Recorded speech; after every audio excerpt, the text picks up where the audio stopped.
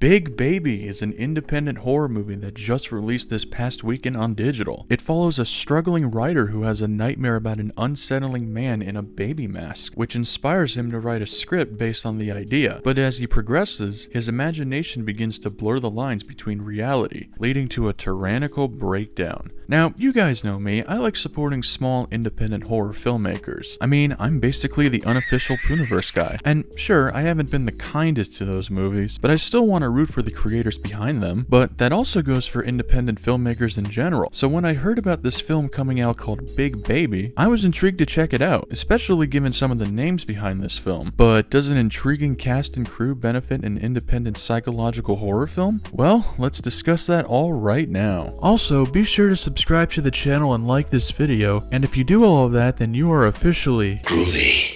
So, Big Baby is directed by Michael Cummings, better known by his stage name Spider-1. He's probably best known as the lead singer of the criminally underrated rock band Powerman 5000. If you never listened to their music, I highly recommend it. They've got some absolute bangers. But in the last few years, Spider-1 began his filmmaking career with a movie called Allegoria, and since then has made multiple independent horror films with his wife, Christy Fox, who you might know from the opening of Terrifier 3. And I guess this combination of performing and filmmaking runs in the family, since Spider-1's older brother is none other than Rob Zombie, who similarly also performs industrial rock music and makes horror movies with his wife. And we're all familiar with Rob Zombie's weird-ass filmmaking style, but does Spider-1 bring anything interesting to the table? Well, one thing that stood out to me was the cast and crew they got for this movie, which includes some notable stars from the horror world, including a few cast members from the Terrifier franchise. Oh, and guess who was an executive producer on this movie? Cher.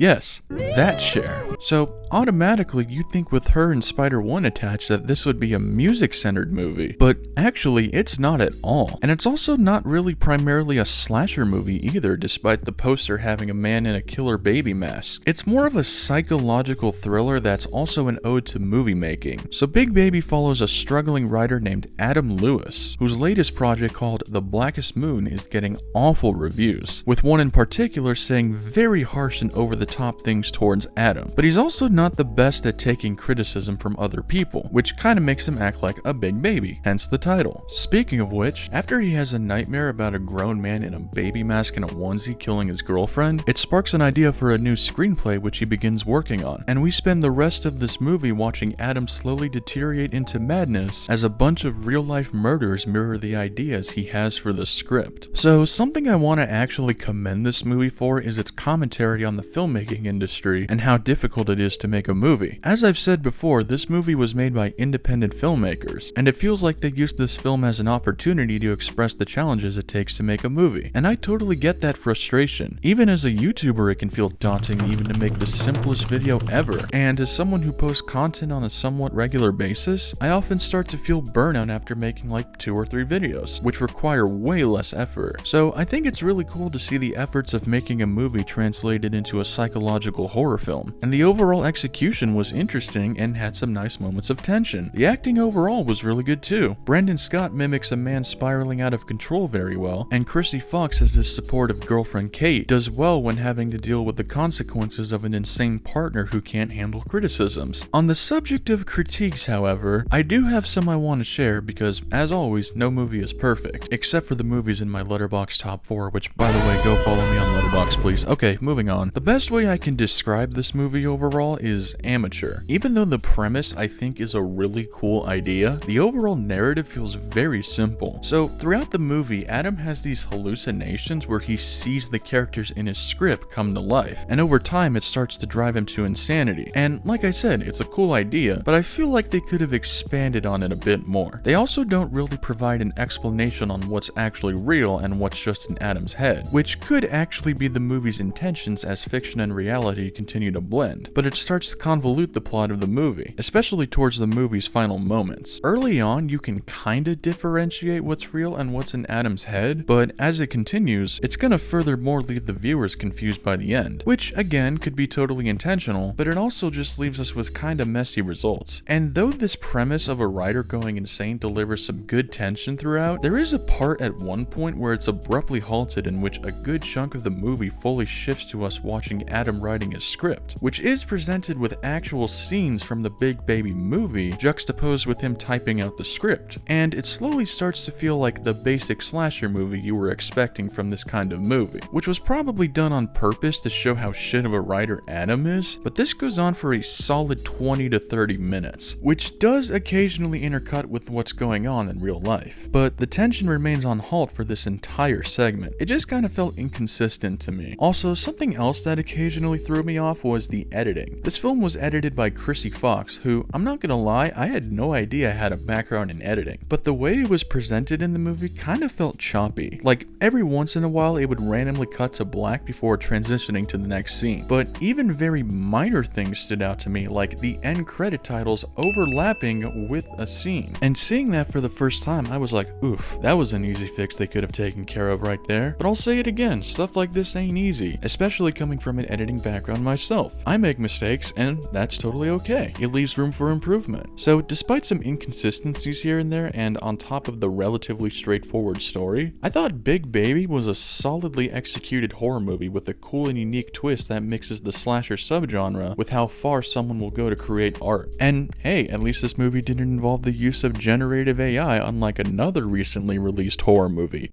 Ice Cream Man. So yeah, if you're a fan of indie horror movies, definitely give this one a watch. There's quite a bit to enjoy here. So if you do end up seeing Big Baby, let me know what you thought of it in the comments below. Anyways, that's all I got for you guys today. See ya.